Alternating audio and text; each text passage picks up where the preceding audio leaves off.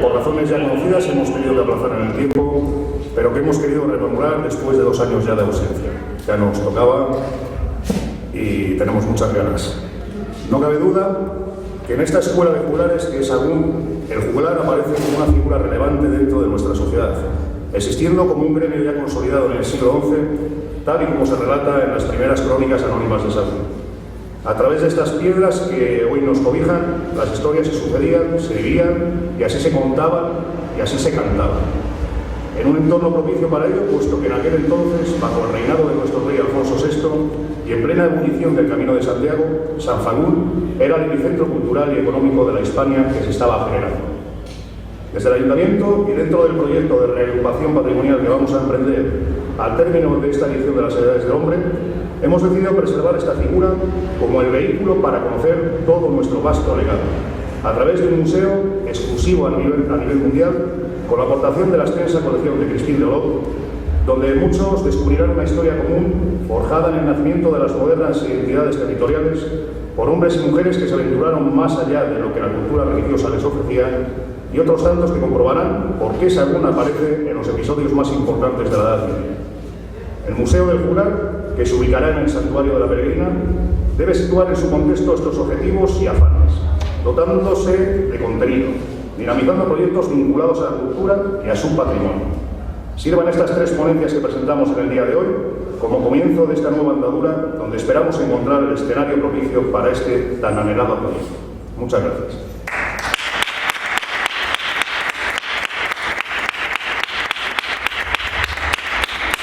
Pasamos a la presentación por parte de Sonia, de los ponentes. Hola, buenas tardes. Yo voy a presentar a los ponentes. En primer lugar, voy a presentar a don José Manuel Ramos Alonso, más conocido como Christine de Olot, con una disertación sobre las relaciones del territorio facundino y la tradición juglaresca, la historia y la literatura. José Manuel Ramos Alonso nació en La Bañeza en 1971.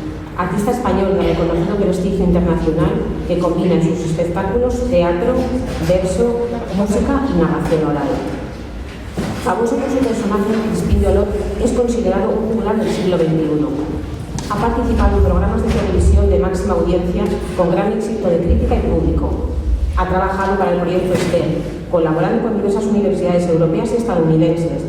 Ha producido espectáculos para el Festival Cervantino de Estados Unidos Quixote Festival y ha participado en los mejores festivales de narración oral de Latinoamérica, Colombia, México, Argentina, etc.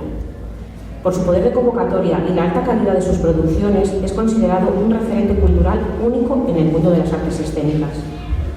En televisión y radio ha colaborado en los programas Crónicas Marcianas en Telecinco, en Got Talent España en Telecinco, Tú sí que vales en Telecinco, Origeniales en Castilla y León Televisión, Con la música a todas partes en Castilla y León Televisión, la gala lección castellano-leonés histórico Castilla y León Televisión, Atrévete en Cadena Vial, Lentejas para tus orejas de Radio Nacional de España Internet.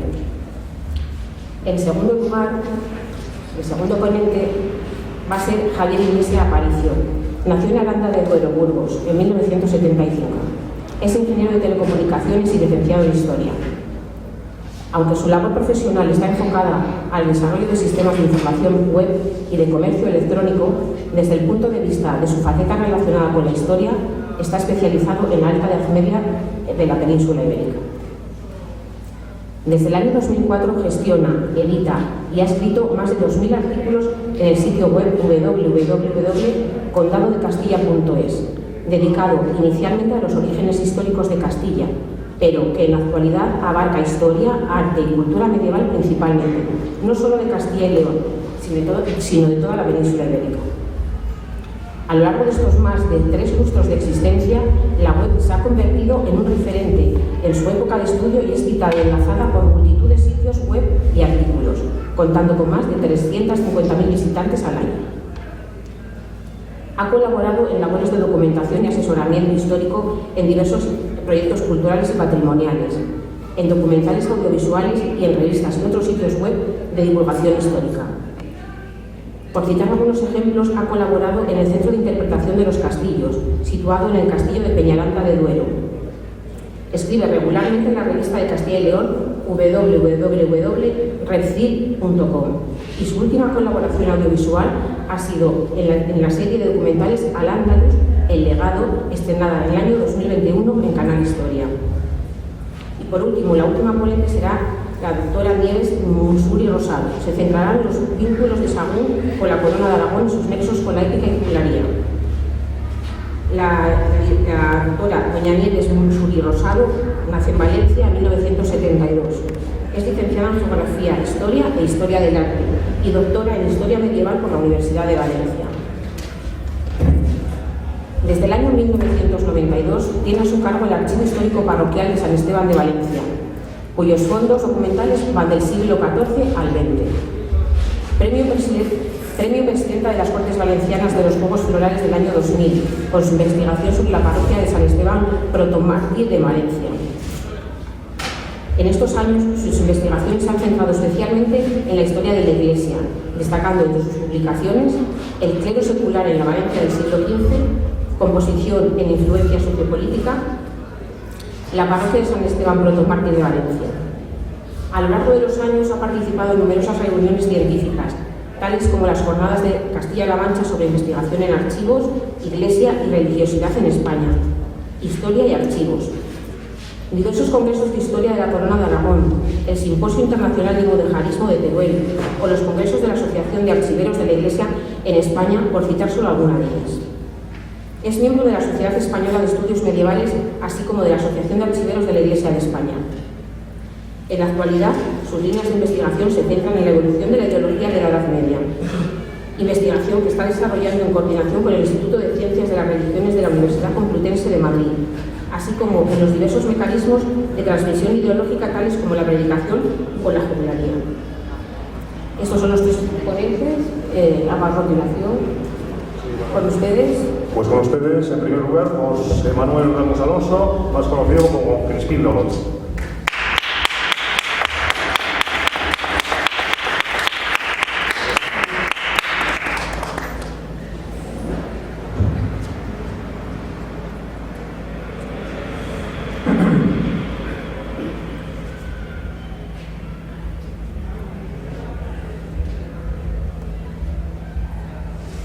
Buenas tardes.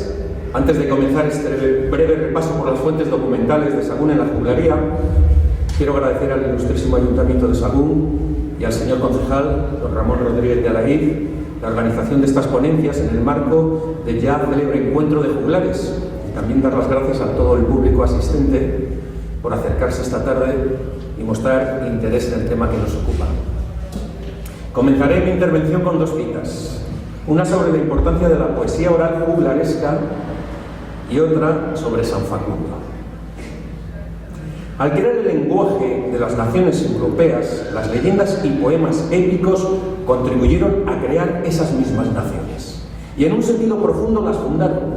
Les dieron conciencia de sí mismas. En efecto, por obra de la poesía, el lenguaje común se transformó en imágenes míticas dotadas de valor arquetípico.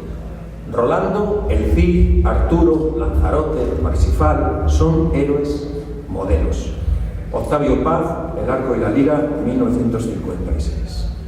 Y la segunda cita es muy breve, dice así: elocuencia, labia, facilidad y desenvoltura en el hablar. Definición de facundia según la RAE. Sahagún, un municipio leonés que cuenta con un copioso y reconocido pasado histórico que ha dejado huellas monumentales y culturales de primera magnitud, tanto en su provincia como en el resto del territorio patrio y europeo. Cuenta con un amplio reconocimiento nacional en la categoría de Patrimonio Monumental BIC, con 5 edificios de extraordinaria singularidad: la Iglesia de la Peregrina, las ruinas de San Benito, la Iglesia de San Lorenzo, la Iglesia de San Tirso y el Monasterio de San Pedro de las Torres, siendo la característica principal de sus monumentos más representativos la arquitectura mudéjar. Pero además está enclavado en el punto central de la Ruta de Santiago por el Camino Francés, siendo el primer pueblo de León en recibir a los peregrinos, lo que lo convierte en un sitio de excepción, tanto en la recepción de visitantes extranjeros como en la preservación de vestigios y tradiciones populares. Todos estos hitos finalmente se resuelven y convergen en lo que se ha dado en llamar el Cluny español, dado que la importancia de Sahagún alcanzó sus mayores cotas de relevancia al promediar la Edad Media, momento en el que fue sede del monasterio cluniacense más pujante de la península. Su fundación data al menos del siglo X, llegando a poseer un inmenso territorio que abarcaba desde Tierra de Campos hasta Líbano y Segovia. El cenobio se halla referenciado en la crónica albeldense por el 833 y en las de San Pío y la Silense. En las décadas finales al siglo XI y a principios del XII fue uno de los principales centros culturales cristianos. Destacan entre los religiosos que allí vivieron y trabajaron don Bernardo, arzobispo de Toledo, don Giraldo, arzobispo de Braga, San Pedro, obispo de Osma, don Bernardo, arzobispo de Santiago, don Raimundo, arzobispo de Toledo y don Jerónimo, obispo de Valencia, y al que se ha llegado a atribuir la autoría del Cantar del Niño Cid. He aquí un verso en el que se funda esta afirmación: las provezas del Cid andábalas demandando, refiriéndose a la búsqueda de don Jerónimo sobre las hazañas del Cid. Verso 1292 del Cantar. Dicho monasterio poseyó una rica biblioteca y también un escritorium donde se iluminaron y copiaron manuscritos hasta la llegada de la imprenta. El Beato Corsini fue copiado en este monasterio y está escrito en letra parte visigótica y en parte carolingia con elementos góticos, conservándose solamente 8 imágenes, pues ha sido mutilado de gran parte de ellas. El Ayuntamiento de Sahagún adquirió un facsímil del Beato en el año 2013. El archivo del monasterio se conserva en el Archivo Histórico Nacional en Madrid, donde fue trasladado. En él se recogen los documentos administrativos del monasterio, tales como fueros, compras, ventas, donaciones, correspondencia, historias de los nombramientos de abades, crónicas de visitas de reyes, obispos y otros personajes de la nobleza o importantes. En el año 1110, la reina Urraca se refugia en este monasterio tras discutir con Alfonso I el Batallador, a la espera de que llegase la bula que anulaba su matrimonio con el monarca aragonés. Esta situación desembocaría en el saqueo de la abadía en el año 1111 por los burgueses de Sahagún, apoyados por el rey de Aragón el Batallador. Después de este último saqueo, se nombra abad a Ramiro el monje, hermano del Batallador, que posteriormente llegaría al rey de Aragón. Es precisamente en este momento de expansión cultural sin precedentes, durante el llamado Renacimiento Europeo del siglo XII, cuando se documenta la existencia de un gremio de artistas escénicos y de una escuela de juglares en Sahagún. Las crónicas anónimas así lo declaran cuando en 1116 la reina Urraca Alfonso decreta su destierro, un acontecimiento único en toda la historia europea y que convierte a Sahagún en un lugar clave en el desarrollo de las artes escénicas, pues fue residencia real, es decir, corte, y contó con una burguesía en alta que protegía y favorecía el florecimiento de la música, la danza, el teatro, la poesía, etc. Tanto es así que filólogos de la talla de don Ramón Menéndez Vidal llegan a afirmar que este asentamiento de poetas y juglares fue determinante en la formación de la lengua castellana. Es más, según Álvaro Galvez de Fuentes, dichos juglares serían artistas francos asentados en un núcleo poblacional de afamada raigambre mozárabe, mora y judía, los cuales se embebieron de las literaturas de transmisión oral propias de las tres culturas y tomaron parte activa en la lucha social contra el dominio cluniacense, lo que les llevaría al destierro, pero también a producir la gesta francesa d'Anxès de Carthage, donde Carlomagno tiene corte en Saint-Fagon, que refunde la leyenda española de la pérdida de España en tiempos del rey Don Rodrigo, según fuentes árabes que no cristianas. Álvaro Galvez de Fuentes, El Camino de Santiago y la épica francesa. En la documentación del archivo monástico de Sahagún existió un diploma en el que aparece de forma insólita un juglar. Se trata de un documento del año 1111. Lo curioso del caso es que un tal Alfonso, calificado en el manuscrito de Jugularen, compra al prior Martín una parte de un majuelo para hacer un huerto, comprometiéndose a entregar a Dominos Sanctos el diezmo de los ajos y cebollas que en dicho terreno pensaba cosechar. Para refrendar la compraventa, el juglar campesino se comprometió a dar a los benedictinos cierta cantidad de trigo y centeno valorada en 200 sueldos. Asimismo, Sagún aparece citado en el Códice Calistino, en el libro del Pseudo Torpín, siendo el escenario de una gesta carolingia. En el libro cuarto, capítulo octavo, Sagún, Carlomagno contra Aigolando y las lanzas que reverdecieron. Y se tiene constancia de su pertenencia al Camino Santiago, al menos desde el siglo XII, como viene reflejado en el libro quinto del Códice Calistino, considerada la primera guía del peregrino. Después se ha de visitar los cuerpos de los santos mártires Facundo y Primitivo, cuya basílica levantó Carlomagno, y junto a la villa de estos se encuentran los prados con arbolado en los que clavadas florecieron las astas de las lanzas de los guerreros, según se cuenta. Se celebra su solemnidad el 27 de noviembre. Sagún fue favorecida del rey Alfonso VI, uno de los protagonistas del Cantar del Mío Cid, que estuvo encerrado en el monasterio y que está enterrado allí junto con sus esposas. Sagún es mencionada así en el célebre Cantar de Gesta Juglaresco. Tirado a 80 Minaya se dirige a Carrión. En estas tierras de Valencia, tranquilas están y en paz, cuando Minaya al Barfáñez para Castilla se va. Tantos de su viaje no os los quiero contar. Preguntó por don Alfonso dónde le podría hallar. Dícenle que a Sagún el rey marchó poco ha, que fuese para Carrión donde le puede encontrar. A Minaya estas noticias gran alegría le dan, y llevando sus presentes ya se dirige hacia allá. Y en la tirada 133, el Cid envía a Muño Gustioz que pida al rey justicia. Muño habla al rey en Sagún y les pone su mensaje. El rey promete reparación. Y más adelante, mucho corre. Atrás dejan a Valencia la mayor. Ni de día ni de noche, no se dan reposo, no. Muño Gustioz a su rey en Sagún encontró. Reyes de toda Castilla, de las tierras de León, de Asturias, con la ciudad de Oviedo San Salvador, y en Galicia hasta Santiago, de todo es rey y señor, todos los condes gallegos tributarios suyos son. Tanto Urraca como Alfonso VI forman parte del Cantar del Cerco a Zamora y el Cantar de Sancho II. Asimismo, en Sagún se desarrolla parte de la trama del Cantar de Sancho II. Ver la página 115 del Cantar de Gestas de don Sancho II de Castilla, de Adolfo Bonilla y San Martín. En dicho informe del Boletín de la Real Academia de la Historia se mencionan los hechos en San Fagundo. Las asombrancias que descubren la existencia del Cantar de Gestas de don Sancho II de Castilla hállanse en los capítulos 813 al 844 de la primera Crónica General. Los 30 capítulos, escribe el señor Puyol, otro estudioso, que dedica la general al reinado de don Sancho II, no solamente están hechos en presencia de una gesta, sino que examinándola con cuidado se adquiere el convencimiento de que los compiladores de la tercera crónica tuvieron el cantar por guía casi única de su trabajo, adicionándole algunas escasas noticias sacadas de las crónicas latinas de don Rodrigo de Toledo y de don Lucas de Toledo.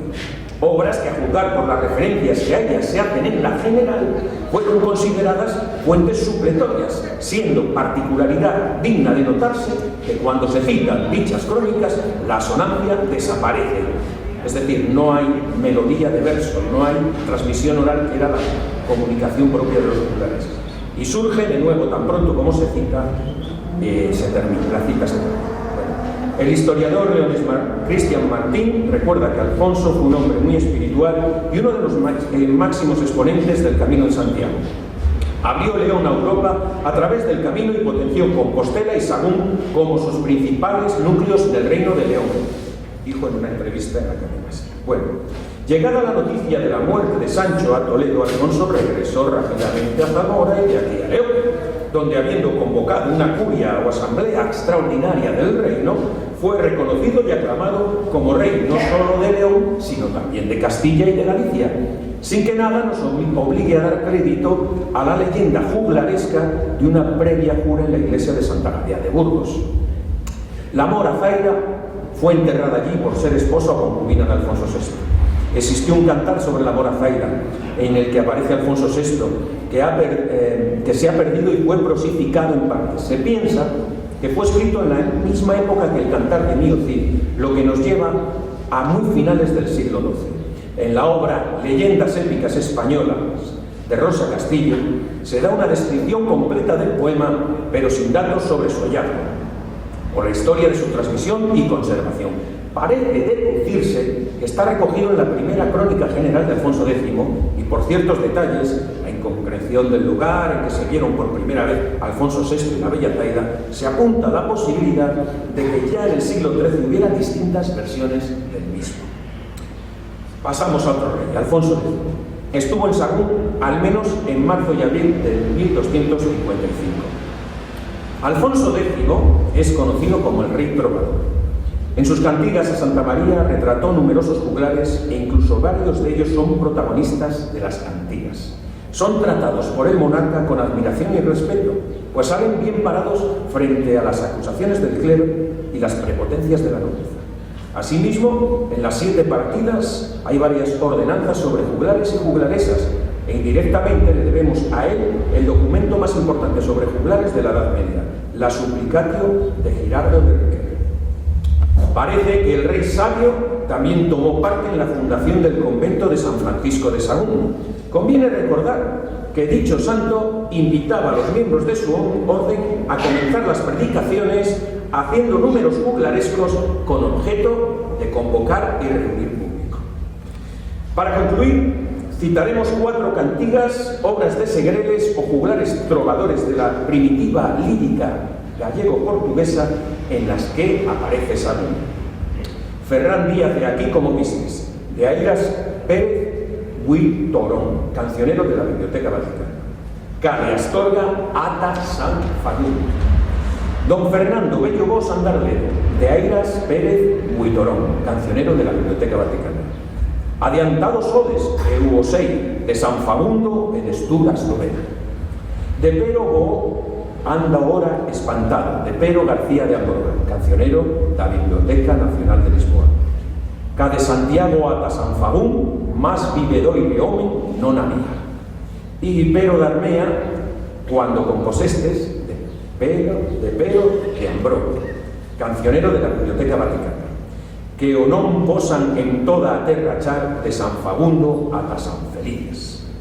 Bueno, todo este potencial, tanto cultural como educativo y turístico, carece, sin embargo, de un reflejo institucional adecuado comparable al que tienen otras localidades españolas en campos destacados de su historia.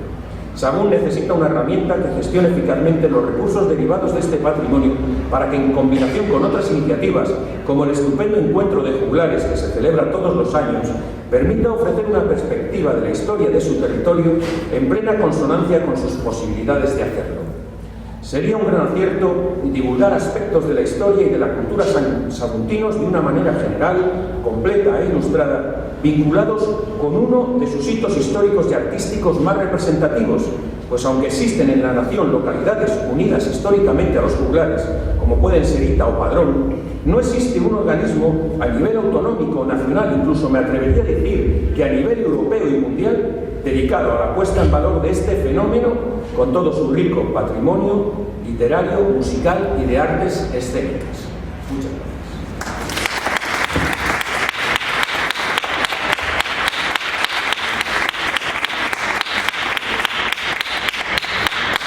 Bueno, muchas gracias. Bueno, sagunense me pongo que es saguntino, saguntino. Ahora, seguidamente, don Javier Iglesia Aparicio expondrá su ponencia sobre la historia de los juglares y su magnífico legado cultural.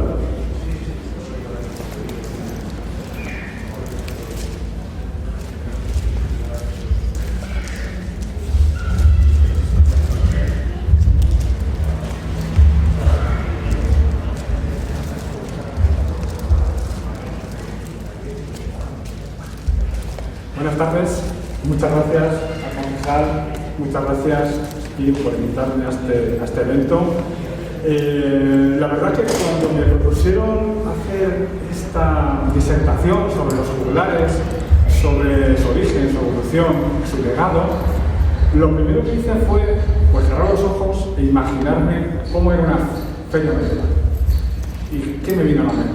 Pues me vino mesas llenas de comida, jarras de vino y cerveza, ruido, algarabía, como no, gente que estaba bailando, gente que estaba haciendo música, malabares, es decir, el juglar. Y entonces me pregunté, pero esta imagen que tenemos del juglar, ¿a mí de dónde me viene? Porque realmente yo no lo he visto, ¿no? Yo lo he visto en las películas, la he leído en las novelas históricas, en las series de televisión, que muchas veces hacen una Edad Media más fantasiosa que real. Bueno, pues eso es un poco lo que yo quiero hacer con esta ponencia. Ver un poco cuál es el origen del juglar, cómo evolucionaron en el tiempo, qué es lo que realmente hacían y cuál es el legado que hoy en día aún disfrutamos gracias a ellos. Tenemos en primer lugar los orígenes. Pero juglar, ¿de dónde viene esta palabra? ¿Qué es lo que significa? Mirad, el juglar era simplemente una persona a la que se le pagaba por divertir a la gente, de forma general. Los había de muy diversos tipos. Los había malabaristas, los había acróbatas, que hacían música, que contaban historias, pero en definitiva su objetivo era divertir a la gente. Ese es el nombre además que tenían, del que viene en latín, que es ioculares, que tiene dos significados. Por un lado, que es algo divertido, que entretiene, pero por otro lado también que es algo que es una festividad, que es un juego. Por eso juglar y juego vienen de esa misma raíz, ¿de acuerdo? Y el juglar, ¿de dónde viene?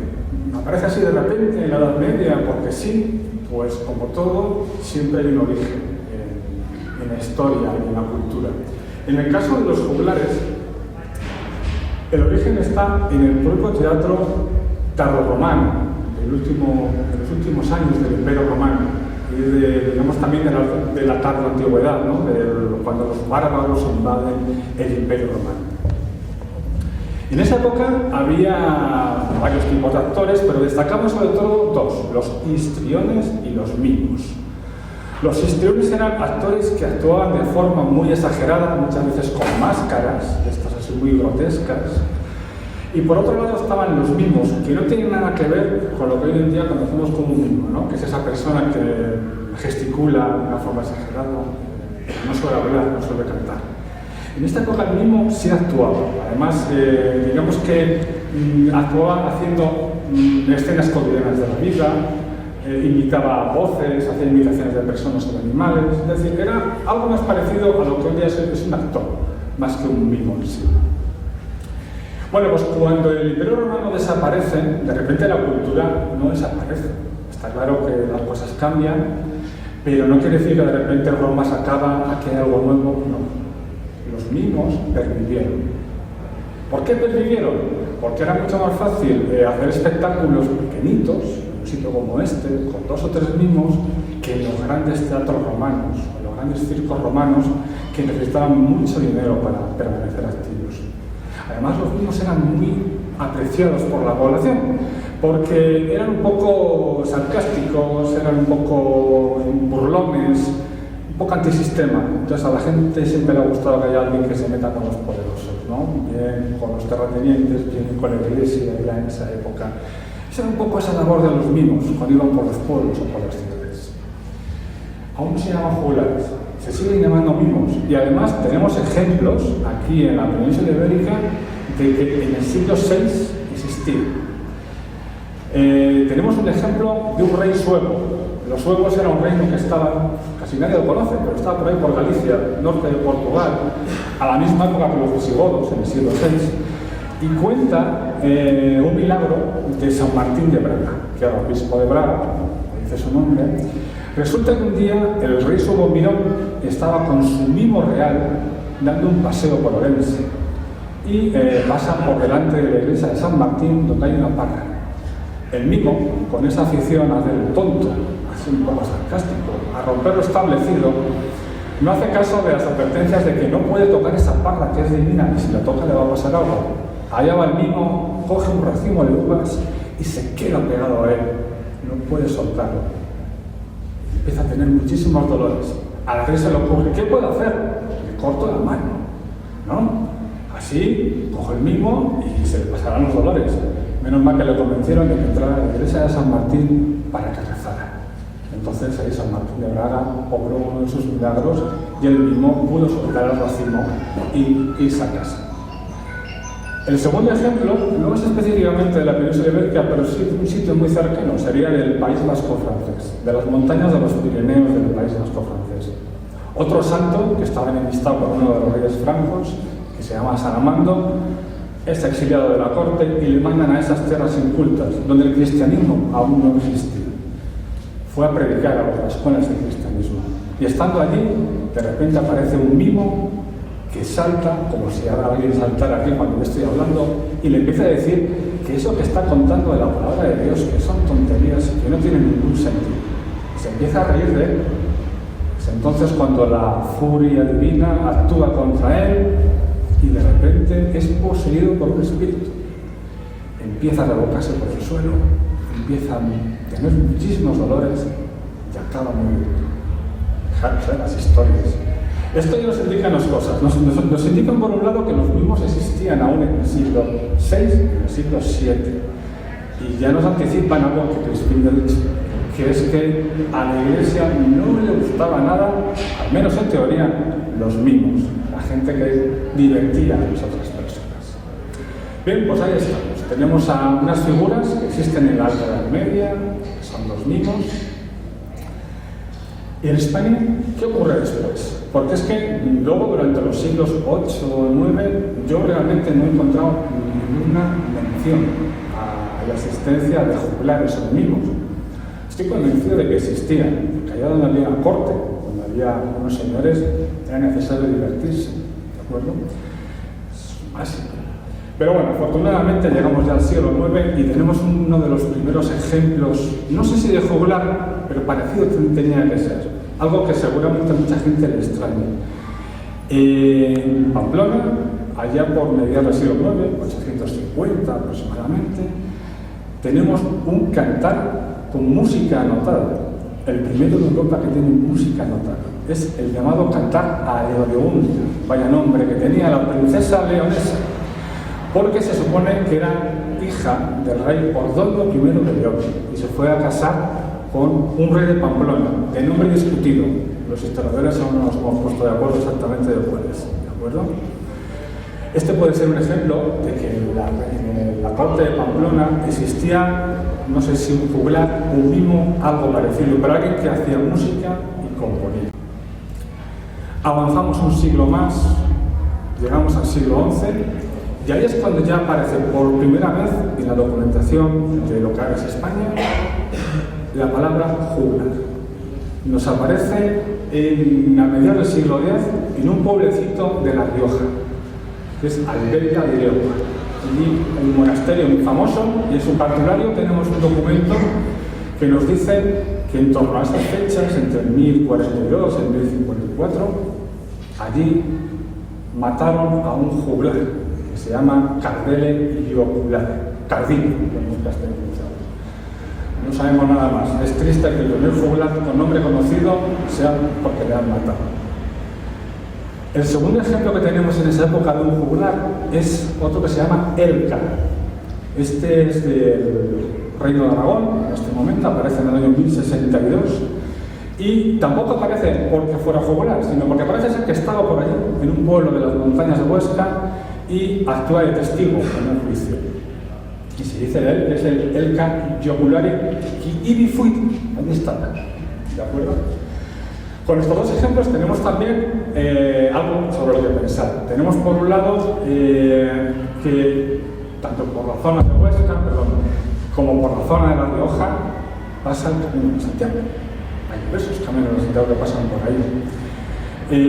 Uno parece que estaba al servicio de un noble de lo que era La Rioja, mientras que el otro era itinerante. Tenemos aquí ejemplos de diferentes modos de vida de los juglares. Bueno, pues a partir del siglo XI ya la aparición de los juglares es ya aparece por todos los sitios. Por supuesto, luego en Sahagún, en 1116, el famoso hecho que ya ha sido antes mencionado de la expulsión de los juglares hacia Burgos. Y es que el camino francés trae nuevos modos, trae nuevas mentalidades, nuevas formas de entretenimiento, y a partir de ese momento los juglares van a ser parte fundamental de la cultura de todas las cortes de hispanas. Tenemos aquí un par de ejemplos de imágenes, las he puesto por eso. Este es quizás de los más antiguos del año 1960, son varias mujeres, en este caso tocando un pandero, una pandereta. No sé si eran juglaresas o no, pero bueno, es uno de los primeros ejemplos que existen, fijaros, de hace más de 1000 años. El siguiente ejemplo es también, no hay un acuerdo de la datación, suele ser del principio del siglo XI, 1010, 1020, dicen otros, que es de la Biblia de San Pere de Rodes, está en Cataluña. Hacia la derecha, ahí tienen un compendio de distintos juglares, uno que está con espadas, que están rodando, otro que está haciendo acrobacias, otros que están tocando música, que están danzando, que están haciendo malabares. Estamos hablando de hace 1000 años, ahí están esas pinturas de esa época. Esta es del año 1109, es del Beato de Santo Domingo de Silos, en Burgos. Es una de las imágenes que más me gusta. Tenemos a dos juglares, uno tocando una especie de viola con zancos, y el otro que parece que está ahí, no sé si va a matar un pavo real o qué está haciendo con él. Hoy día sería muy políticamente incorrecto esto, pero bueno, es una imagen muy icónica de lo que eran los juglares en esta época. Hemos hablado de los juglares, digamos, en una cultura cristiana, pero es que no debemos olvidar que aquí había una mitad que era también una cultura musulmana. Había juglares en Al-Ándalus, pues con este nombre no se conocían, efectivamente, pero sí había personas que hacían algo muy parecido a lo que hacían los juglares, que iban cantando, que iban haciendo música, que iban contando historias a cambio de un dinero. Además, en las cortes andaluzíes les encantaba la poesía, les encantaba tanto componer como recitar poesía. Un ejemplo que todos hemos estudiado en el colegio era lo de las jarchas. No sé si se acuerdan, pero hay un poeta, que es Kadam Ben Muafar Cabra, en Córdoba, que fue el que inventó las jarchas, que era, digamos, la terminación de una poesía árabe, pero escrita en vez de árabe en el romance andalusí. Es decir, una lengua románica, no era castellano, pero sí era la evolución del latín de esas tierras. Bueno, esa composición luego influyó en los villancicos, en los dejeres, en las propias cantigas de Alfonso X el Sabio o en la Cipreste de Uribe. Por otro lado, en las cortes andalusíes les encantaban también las mujeres que cantaban y bailaban. Había escuelas de cantoras realmente muy importantes, donde se enseñaba a gente, a mujeres en este caso, tanto de alta alcurnia como esclavas, y por las esclavas se pagaban verdaderas fortunas. Eran tan importantes que además se convertían en objeto de regalo. Fuera un mal hoy en día, es cierto, pero por ejemplo, un conde como el conde Sancho García de Castilla, se sabe que al principio del siglo XI tenía en su corte varias decenas de cantoras andalusíes que le habían sido regalados por el califa de Córdoba. Entonces, en las cortes cristianas ese influjo de la cultura musulmana, sobre todo a partir del siglo XI, es continuo. ¿De acuerdo? A los reyes cristianos les encantaba el modo de vestir, la decoración y la cultura musulmana en ese momento. Llegamos ya al siglo XII. El siglo XII es cuando todo explosiona, la economía de la Europa occidental además mejora, hay mejoras en la agricultura, en el comercio, la gente se mueve más, hay más dinero, también hay más dinero para entretenimiento, para contratar a juglares, entonces hay cantidad de gente que se ocupa de estos menesteres. Y es entonces cuando además empieza un poquito ya más la diferenciación. ¿Qué tipos de juglares había? Pues mirad, así, a grosso modo, podemos hablar de juglares de voz, que podía ser que recitaban poesía o que cantaban los cantares de gesta, como el poema de Cid, como el cantar de Sancho II o el de la campana de Huesa, entre otros muchos. Pero también había juglares de música y se les llamaba según el instrumento que tocaban. Eran cedreros, eran violeros, eran cítoras, tamborreros, etc. Y luego estaban aquellos que ni cantaban ni hacían música, hacían otras cosas. Los nombres son curiosos. Lo voy a leer para no equivocarme. Reminadores. Eran los que imitaban, un poco pues como los cómicos de hoy en día. Los jarrones o cagarrones. Eran los que hacían imitaciones grotescas, ¿vale? Los trasechadores, pues eran un poco los que hacían juegos de mano, prestidigitadores, un poco el antecedente del mago de hoy en día. Los cazurros, que eran los que hacían rimas sin ton ni son, un poco como a lo tonto. A mí me ha recordado un poco a los raperos, bueno, hoy en día. Luego estaban los saltadores, los que hacían acrobacias, y los goliardos, que podían ser estudiantes, podían ser también sacerdotes, que les gustaba más ir por ahí de juglar itinerante que estudiar o dar misa. En esta época del siglo XII, además, también aparece ya un elemento más noble, digámoslo así, de la juglaría, que es el trovador. El trovador aparece en el sur de Francia, en la Occitania, en la Provenza, suelen ser nobles de alta alcurnia y se dedican a hacer poesía, a hacer música.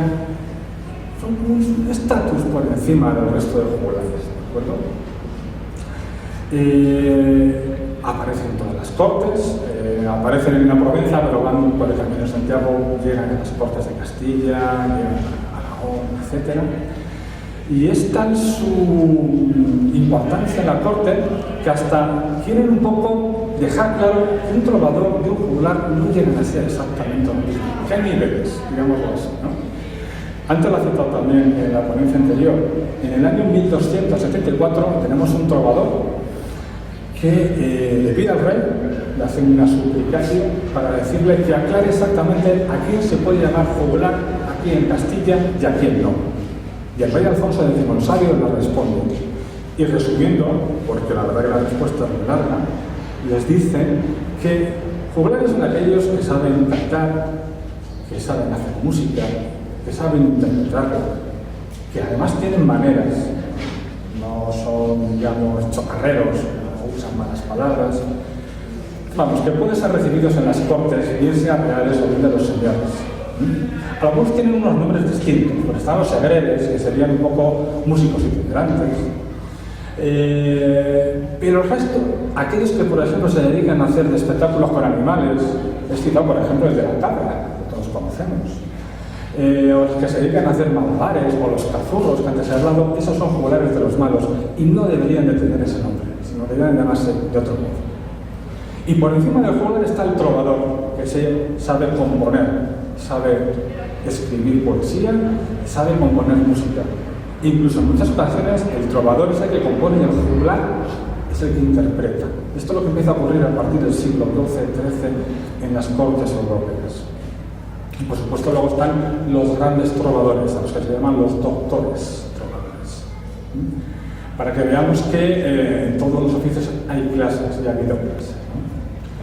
Pero ¿saben ustedes que además los trovadores no se usaban solo para divertir a los reyes? En ocasiones se usaban para otras cosas. Se usaban, por ejemplo, para hacer propaganda de los propios reyes o de los señores que les pagaban. Pues, componían un texto e iban por los pueblos y las ciudades recitando ese texto en favor de aquel que les pagaba. Y también hay casos en el que, claro, gracias a su don de lenguas, muchos eran extranjeros, conocían varias lenguas, a su capacidad de comunicar, de convencer, eran también muy buenos, llamémosle espías, ¿de acuerdo? En ocasiones se les mandaba a otras cortes, no solo para enviar mensajes, sino también para obtener información. ¿Había mujeres juglares? Por supuesto. Las podemos llamar juglaresas o juglaras, ambos términos son válidos. Había también diversos tipos, danzadera, que bailaban, cantoras, que cantaban, o tocaderas, que tocaban un instrumento. Había también algunas a las que no se les tenía demasiado aprecio, que eran las soldaderas, que eran aquellas que actuaban por un sueldo, por una soldada, pero que además solían tener espectáculos un poco procaces, eróticos, chistes malos y verdes. En ocasiones también hasta se las acusaba de prostituirse. Pero no todas deben de ser de baja estofa, porque hay el caso de una, de la cual no sé si hay una novela escrita, pero deberían, que se llamaba María Pérez, Abalteira, porque era gallega, que estuvo actuando en la corte de Fernando III y de Alfonso X, que era su hijo.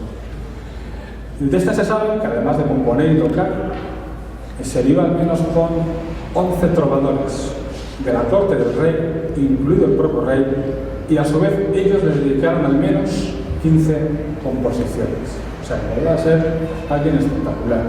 Además fue enviada, miren, al reino de Granada para incitar a una revolución contra el emir de Granada. O sea, todo un personaje.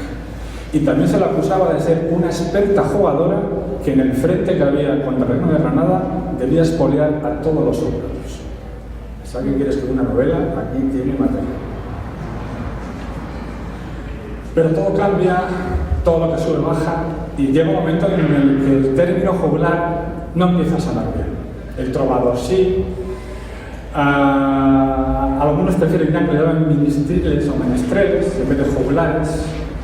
El término juglar empieza a caer un poco en algo más vulgar, en alguien chocarrero, en alguien que hace simplemente gracia. Al final, en el siglo XV, truán es casi sinónimo de truán, de vagabundo, y solo permanecen dos tipos: los bufones en muchas cortes europeas y el típico ciego juglar que aún iba de pueblo en pueblo romanceando, cantando romances. ¿Y esto por qué se debió? Pues no es fácil saberlo, pero a todos las costumbres cambian. Quizás al haber romances no hacía falta que un juglar fuera contando las historias. El teatro también empieza a tener auge, ¿de acuerdo? Por las ciudades, por los pueblos. Aparecen también los libros de caballerías. Ya se pueden leer las historias, igual no necesitamos que otros nos las cuenten. Por las razones que sean, el oficio de juglar empieza a decaer. Pero esto no significa que no nos hayan dejado un legado. Nos dejaron un legado muy importante. Miren, voy a resumir. Fueron los primeros en componer en las lenguas vernáculas. No componían en latín. Si hay alguien que compuso primero en castellano, en catalán, en gallego, seguramente fue un juglar, antes que un monje.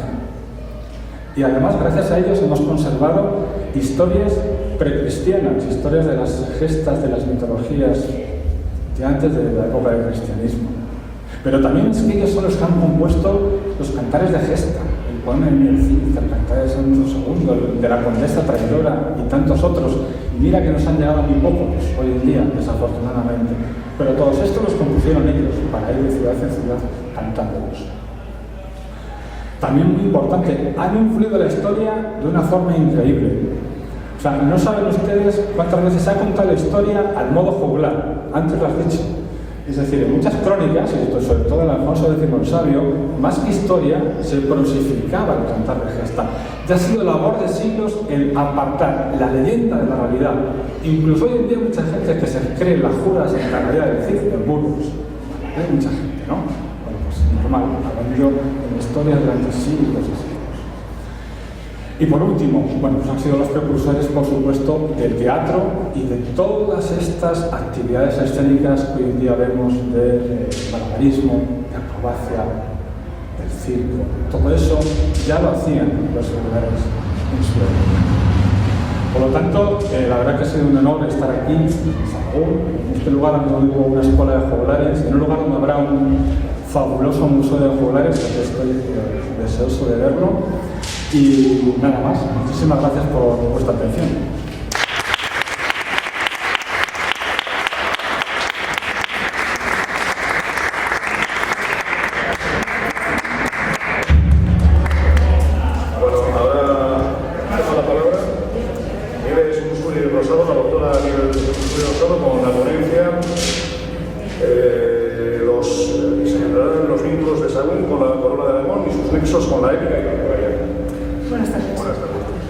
Muchas gracias. En primer lugar, quiero agradecer al ilustrísimo Ayuntamiento de Sahagún y a su Cultura de Ramón Rodríguez de Alain la oportunidad que me han brindado de participar en esta jornada inaugural del tradicional encuentro de juglares de la villa de Sahagún.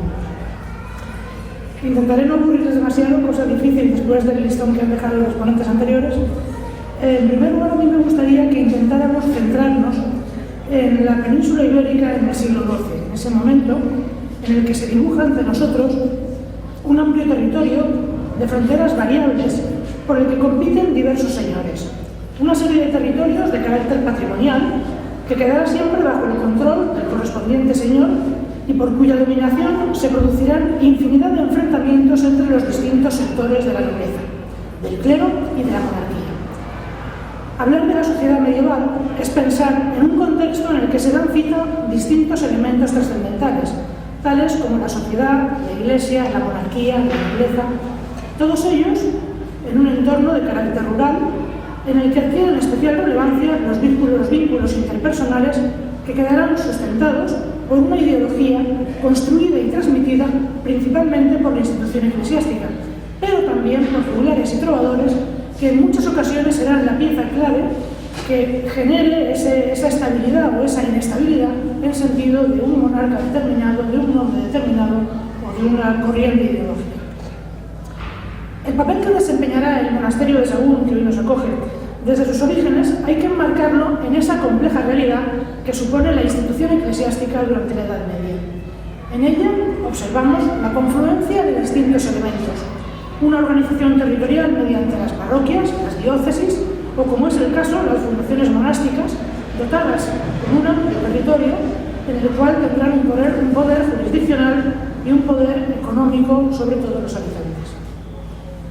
Todo ello en una sociedad estructurada estamentalmente en la que la participación del control judicial quedará siempre dependiente del monarca, del noble o del monasterio que corresponda, al tiempo que desempeñará la Iglesia un papel mucho más cotidiano mediante la participación en los elementos de la vida y del día a día de la sociedad, tanto mediante los sacramentos, es algo en lo que no reparamos, pero la vida concreta de una persona quedaba marcada por el ritmo de los distintos sacramentos, como el tiempo litúrgico, el tiempo anual, que también quedaba controlado por la Iglesia y por lo tanto cualquier influencia en esa evolución entraba dentro del control de la ideología social.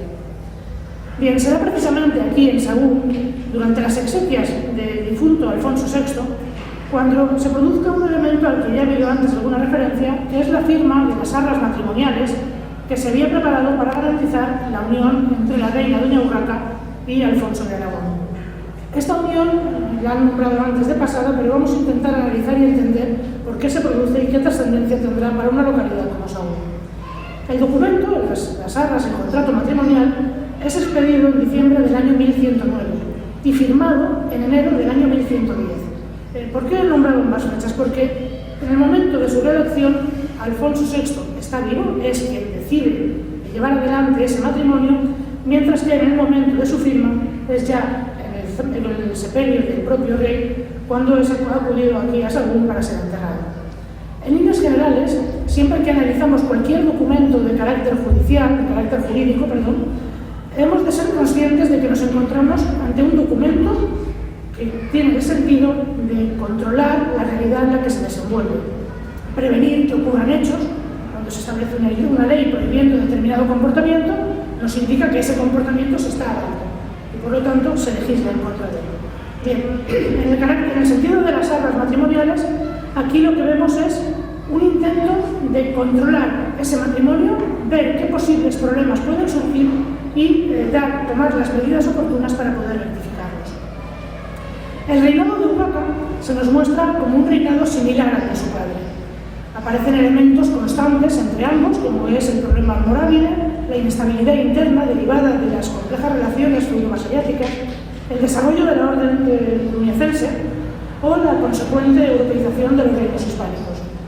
En la persona de Urraca podemos ver a una joven que habría sido preparada desde su niñez para el ejercicio del buen gobierno, instruida en artes liberales, en equitación, en caza, en el uso de las armas, tal y como era costumbre de su abuelo Fernando I para con todos sus descendientes, independientemente del sexo que estos tuvieran. Teniendo en cuenta que durante mucho tiempo ella había sido la única heredera al trono, hasta el nacimiento de su hermano Sancho, y que tras la defunción de este volvería a ser la heredera, no es de extrañar que su formación en este sentido fuera especialmente significativa.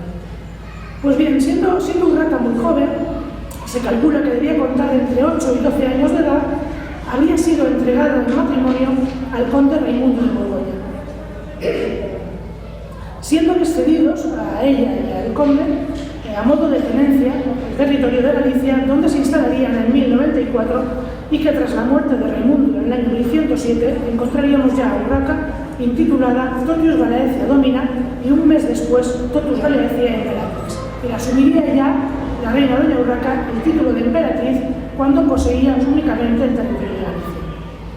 Más tarde, en el año 1109, tras fallecer el infante Sancho, se produce la organización del matrimonio que había empezado a referirme con Alfonso de Aragón, Alfonso el Batallador. Bien, el motivo de este enlace sería porque el rey Alfonso VI, viendo aproximarse el fin de su vida y de su reinado, sin disponer de un heredero varón para él mismo y teniendo que recurrir a su única hija Urraca como elemento capaz, a su principal hija Urraca, la mayor de las dos, capaz de proporcionar la continuidad dinástica deseada, Alfonso reunirá a los nobles ante los que presentará a la heredera, a la cual propondrá como consolidación para su legitimidad el matrimonio de Alfonso de Aragón. Este matrimonio pretenderá, por un lado, evitar el enfrentamiento con la nobleza. Si tú eliges como consorte para la reina a un noble, estás dejando de margen a otros nobles y eso puede provocar un enfrentamiento. Por eso la costumbre en la época buscar a los consortes fuera de los nobles locales y, a ser posible, descendientes de otros reinos, aunque no fueran a suponer la unificación de ambos territorios. Eso se vería siglos más tarde. Bien. Sin embargo, a pesar de estas medidas, una buena parte de la nobleza y sobre todo del alto clero no se mostrarán partidarios de esta unión. El matrimonio suponía, en cualquier caso, diversas ventajas para ambos contrayentes. Para Alfonso I era la oportunidad de incorporar a sus posesiones uno de los reinos más importantes de la península, al tiempo que pasaba a adquirir el título de emperador, mientras que para Urraca suponía un apoyo de primer orden en el terreno militar a la hora de hacer frente a los ataques almorávides. Por algo era conocido como Alfonso el Batallador. Estos encuentros, estos enfrentamientos con los almorávides se estaban dando de manera cada vez más frecuentes y suponían un peligro real para el territorio. Asimismo, era un matrimonio que forzaría a la nobleza castellano-leonesa a intentar quedar mucho más controlada. Es decir, el poder de Alfonso el Batallador debía servir como elemento de control para el resto de la nobleza. Le permitiría incorporar para su descendencia, a Urraca, los territorios de Aragón y las futuras conquistas que llevara a cabo el Batallador. Es muy curioso que dentro de las capitulaciones que firmarán en esta acta matrimonial se usará el derecho leonés y no el derecho aragonés. En ese sentido, Alfonso no tuvo ningún inconveniente en ceder y aceptar la jurisdicción leonesa, ya que para él el beneficio de poder ser nombrado emperador cubría sobradamente cualquier otro interés. Bien, a pesar de todo ello y a pesar de las prevenciones que se utilizarían en la elaboración del documento, el reinado de Urraca se verá plagado de conflictos internos, habrá enfrentamientos con la nobleza y finalmente acabará con la nulidad matrimonial, lo que llevará al único recurso que el contrato permitía, y este era el justificar que uno de los dos cónyuges no había respetado al otro. Hay algunos historiadores que han interpretado esto como unos posibles malos tratos de Alfonso contra Urraca. Yo creo que eso es ir demasiado lejos, pero sí que es verdad que era la salida jurídica que existía para anular el matrimonio sin necesidad de complicar más las cosas. En el año 1112 queda anulado, pero esto no solucionará los conflictos. Alfonso se resiste a haber perdido esta oportunidad y mantendrá una cierta tensión entre León y Aragón hasta el año 1126, en que moriría Urraca. En todo este contexto, vemos cómo la villa de Sahagún queda vinculada desde sus orígenes a varios elementos. Por un lado, al culto a las reliquias, ya sean las reliquias de los santos Facundo y Primitivo, ya sean las reliquias que implica el Camino de Santiago, es decir, es un elemento con ese contenido religioso y espiritual muy fuerte. Por otro lado, el monarca, Alfonso VI, tendrá un gran interés en dotar a la villa de Sahagún de elementos fundamentales que la simbolicen frente al resto de territorios. El hecho de que se asiente de forma casi estable a lo largo de todo el año lo dota de ese carácter comparable con las posteriores cortes, aunque en la época no sea estricto hablar de una corte real, pero sí un lugar estable que supondrá para la nobleza, que supondrá para la población los elementos característicos de las posteriores cortes. Bien, la villa de Sahagún, por lo tanto, tendrá en Alfonso VI y en su hija Urraca a dos elementos fuertes que potenciarán el desarrollo local, que garantizarán desde un primer momento la población sobrada, con un buen número de habitantes de las distintas profesiones, con capacidad para llevar adelante todo tipo de acciones. En este contexto es cuando encontramos la presencia del monasterio con un nuevo abad, el abad Ramiro, al que nombraba antes Juan Manuel, en el que vemos a ese monje, el monje aragonés, Ramiro, hermano menor de Alfonso el Batallador, que es situado allí por la voluntad de Alfonso, siendo todavía rey, y que lo que buscará será controlar el comportamiento, controlar la evolución de la villa en ese posible enfrentamiento entre León y Aragón, en el momento en que Urraca está ya con considerables tensiones matrimoniales. La presencia de Ramiro el monje en el monasterio de Faúl es breve, se limita a poco más de un año y tampoco tiene gran trascendencia. A partir de ahí, Ramiro volverá a un monasterio aragonés y tendrá que abandonarlo porque, habiendo muerto Alfonso el Batallador, la corona de Aragón quedaba sin descendencia. Como hermano menor, tiene que salir del monasterio, secularizarse, contraer el matrimonio, se aprovecha, se le casa con una mujer viuda que ya tenía 2 hijas, para garantizar que haya una sucesión rápida, que sea una mujer fértil, y de ese matrimonio nacerá rápidamente una niña, a la que llamarán Petronila, que cuando apenas cuenta con unos meses de edad, se firmará el contrato matrimonial de esta Petronila con Ramón Berenguer IV, el conde de Barcelona, de manera que además es lo que se llama la fórmula de un matrimonio en casa. Si ella muere, es un bebé cuando se contrata el matrimonio, sin haber llegado a ser capaz de tener descendencia, será el marido, el Ramón Berenguer IV, quien tenga la obligación de casarse, de tener descendencia y heredará legítimamente la corona de Aragón que pertenecía a la primera mujer, si se diera ese caso. No fue así, Petronila creció sana y fuerte y a partir de ahí se daría la unión de los condados catalanes y la corona de Aragón. Bien, todo esto viene, aquí tiene que ver con Saúl, voy a ello, por eso lo he comentado por encima. Viene el caso de que Ramiro el monje, que ocupó la abadía de Saúl y que salió para tener a esta hija, mientras estaba como rey, tuvo que hacer frente también a enfrentamientos con la nobleza, de la misma manera que Urraca había tenido que hacer frente a conflictos nobiliarios y urbanos. Ramiro el monje tendrá también estos problemas. En este contexto es donde encontramos el cantar de gesta, conocido como la campana de Huesca, que lo hemos nombrado también antes Javier. Bien, ese cantar lo que viene es a narrar de forma divulgativa, de forma que llegue a todas partes una supuesta medida que había tomado el monarca ante una revuelta, ante una rebelión o una desobediencia de sus nobles. Ramiro había acordado la paz con los almorávides y Ramiro se encuentra con que un grupo de nobles no ha cumplido esa paz y ha atacado cuando él había dicho que no. Según el cantar de gesta, Ramiro envía a un emisario al monasterio donde él se había formado a pedir consejo al abad del mismo. Este abad, que estaba en el jardín cuidando de las plantas, le responde con una imagen: no te daré otra respuesta. Coge el cuchillo, se gira y corta, y aquí hay 2 versiones. En una versión corta unos tallos de adormidera, cortando las ramas más altas.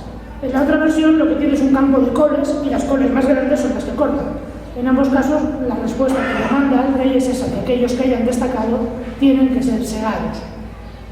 Bien, esta leyenda, este cantar, hablábamos antes del contenido político, del contenido profundo, ideológico de los juglares. En este caso, este cantar, que además incluye una parte narrativa, esa imagen del abad cortando, que esto se supone que su origen podría estar en un cuento sánscrito, que luego había pasado a Heródoto, de Heródoto a Aristóteles, de Aristóteles a Dionisio de Licarnaso, de este a Valerio Máximo y de ahí a la tradición medieval, nos llevaría, supuestamente, aparentemente, por la tradición de determinados monasterios cluniacenses situados en el Pirineo y que a los que habían sido ordenados monjes, como lo era el propio Ramiro.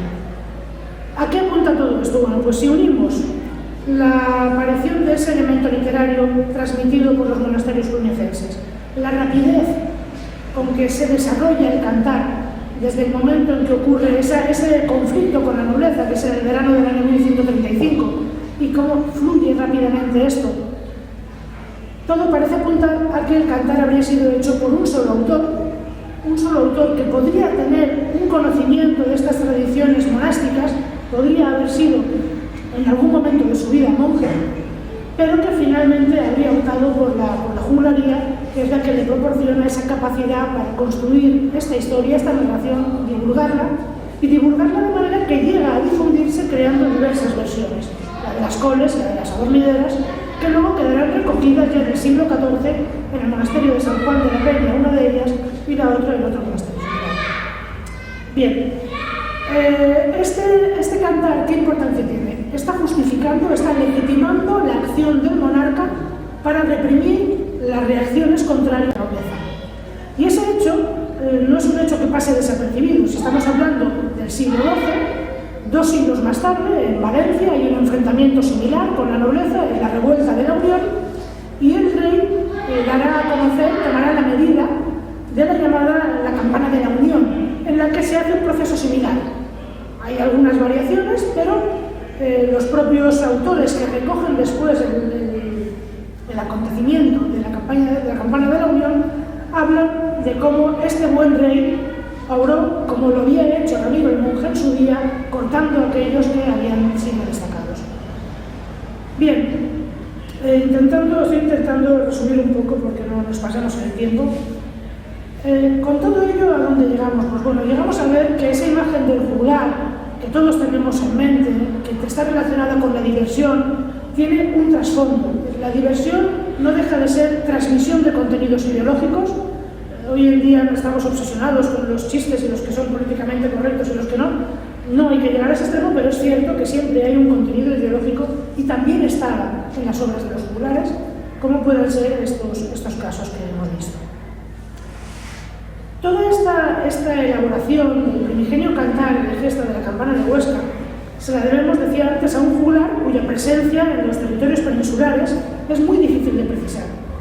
En general, la presencia de los juglares, como ha comentado Javier antes, se constata muchas veces de forma indirecta.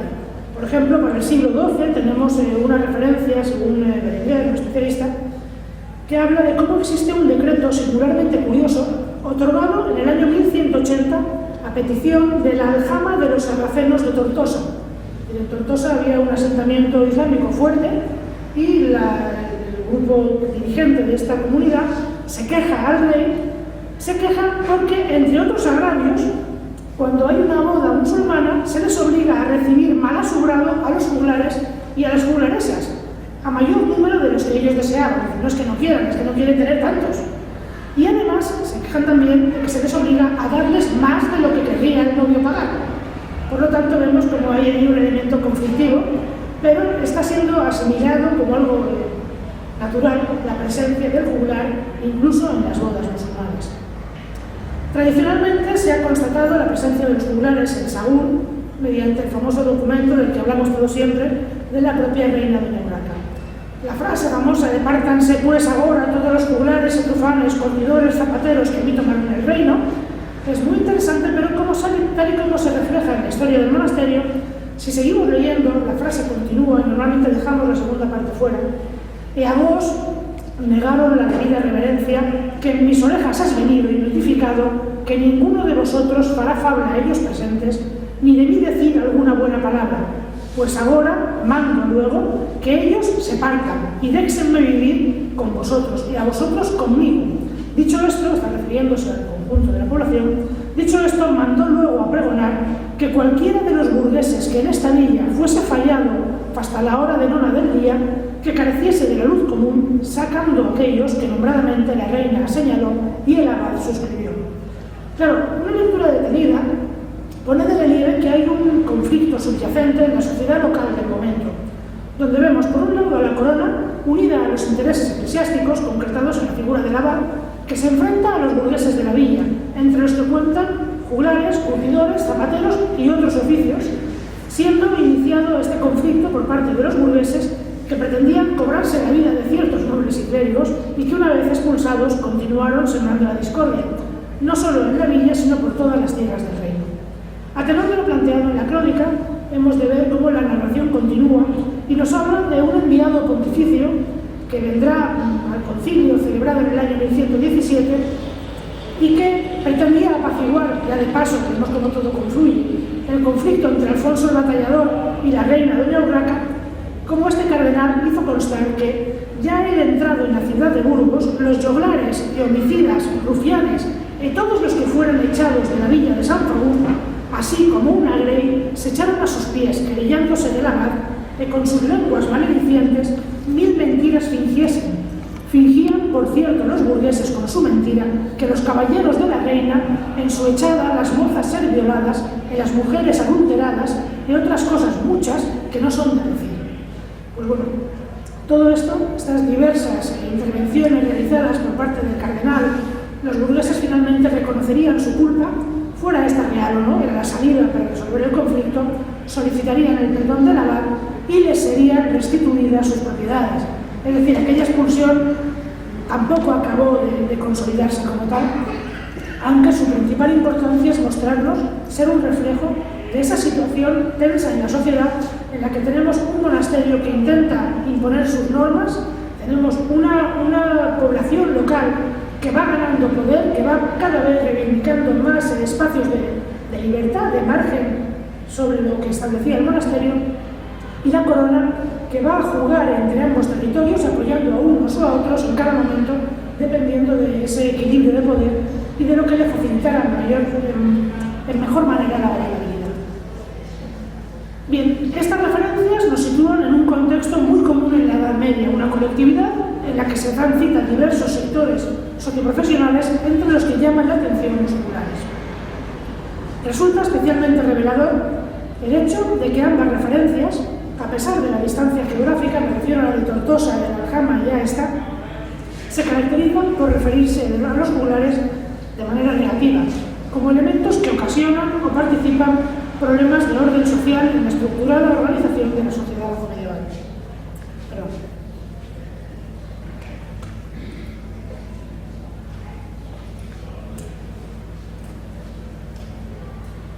Por nuestra parte, queremos recuperar la figura de un juglar poco conocido, Alfonso Juglario, según consta en la documentación, ya que se trata de un personaje al que encontramos en Sahagún de manera temprana, el 11 de febrero del año 1111, además una fecha preciosa, comprando una parcela de tierra, un pequeño majuelo, en las proximidades de la iglesia de San Cristóbal, iglesia que no he logrado localizar, habrá que seguir buscando, junto al río Cea y a la presa de los molinos de la Varga, con la intención, según detalla la documentación, de convertirlo en un huerto. Por esta tierra pagará en trigo y centeno la suma de 200 sueldos, comprometiéndose con Martín, el prior del monasterio, a dar el diezmo de ajos y cebollas. El interés de esta información, que parece de carácter anecdótico, es diverso. Por un lado, nos muestra un juglar asentado de manera estable en Sahagún, lo que confirma todas las informaciones relativas a las presencias de juglares en la villa. El hecho de que se conserve un documento y que lo hayamos encontrado, el documento está publicado en la tesis de la doctora Colinas González, es significativo, ya que para el siglo XII buena parte de la documentación se ha perdido y normalmente quien ha indagado en la documentación no ha ido buscando juglares. Por lo tanto, que haya uno significa que hay más. El pago, en segundo lugar, el pago que establece por la compra de la tierra en trigo y centeno, sugiere que dicho Alfonso, el juglar, debía poseer ya aquí otras tierras de cultivo, en las que habría cultivado trigo y centeno, y por eso acepta pagar en estos productos. Nadie intentaría pagar algo en un producto con un valor tan variable como es el grano, como es el cereal panificable, que además era un producto muy sujeto a las crisis productivas, y si no tenías un campo, no ibas a aceptar un pago así. El establecimiento, además, en el propio contrato, del compromiso de pagar el diezmo de ajos y cebollas, sugiere a su vez que el campo que compra lo va a dedicar a cultivar ajos y cebollas, por eso se compromete a pagar el diezmo. La adquisición de tierras de cultivo, intuyendo esa posesión previa de otras, nos dibuja un perfil de un juglar sedentario, de manera estable en Sahagún, con ingresos profesionales de la juglaría, que complementa además con el cultivo de la tierra y con un cultivo que le permite llegar a más. Es decir, que nos hace pensar en un posible perfil de un juglar cabeza de familia, ya que el cuidado de diversas parcelas con productos distintos habría requerido el empleo de una mano de obra adicional más allá de la del propio juglar, que en cualquier caso siempre debía estar más pendiente de sus actividades profesionales que del cultivo. Bien, el hecho de que todo ello se desarrolle en Sahagún, punto clave del Camino de Santiago y lugar de paso de peregrinos, apunta a la imagen de un juglar que puede permitirse residir de manera estable en dicha localidad, no necesitando viajar constantemente para encontrar público dispuesto a pagar por sus actuaciones, ya que el paso constante de peregrinos distintos le proporciona un público variado que requeriría para sus actuaciones. Al mismo tiempo, la presencia frecuente de la corona en estas tierras daría amplias oportunidades a los juglares allí residentes. Por eso, Sahagún es un lugar especialmente significativo para la juglería. El caso de Alfonso no deja de ser una muestra, un ejemplo de las peculiaridades que aquí se dan. Bueno, para ir cerrando ya, queda pues sobradamente manifiesto el papel de primer orden desempeñado por la villa de Sahagún a lo largo de la historia del Reino de León y de España entera, al tiempo que hemos podido apreciar la relación que en la evolución de la villa jugarán desde el siglo XII los juglares, tanto como transmisores de tradiciones y de contenidos ideológicos, como en su papel de vecinos y habitantes de la misma, siendo de este modo partícipes en primera persona de la historia de la actual villa de Sahagún. Al hablar del reinado de la reina Urraca, hay que destacar que se trató de un periodo similar al de su padre y al de su hijo, inestable, con enfrentamientos internos, protagonizados tanto por la nobleza como por la burguesía, así como con conflictos de carácter exterior, protagonizados principalmente por los almorávides, a cuyos diversos ataques haría frente sin excesivas dificultades. En esta sociedad medieval, más allá de la función adoctrinadora correspondiente a la Iglesia, encontramos a diversos colectivos que, tal y como ha señalado José Luis Martín, poseen la capacidad de transmitir las bases ideológicas dominantes. Entre ellos encontramos a juglares, predicadores o historiadores como colectivos claves en el adoctrinamiento de la sociedad medieval.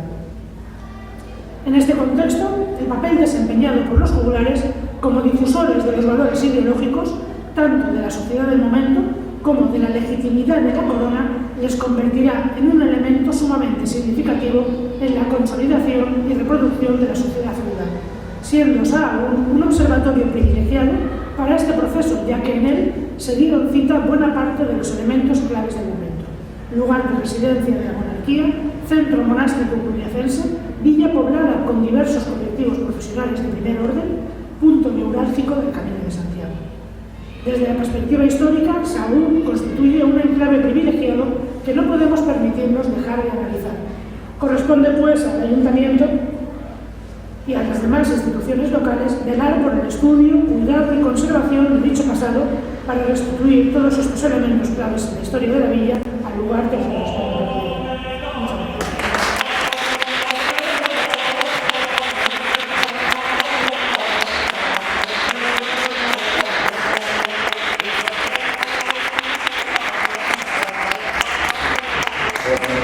Muchísimas gracias, señores. Adiós por la derecho de pregoneros en esta 19ª ya edición de los juglares de Sahagún y a todo el público por su asistencia. Muchísimas gracias.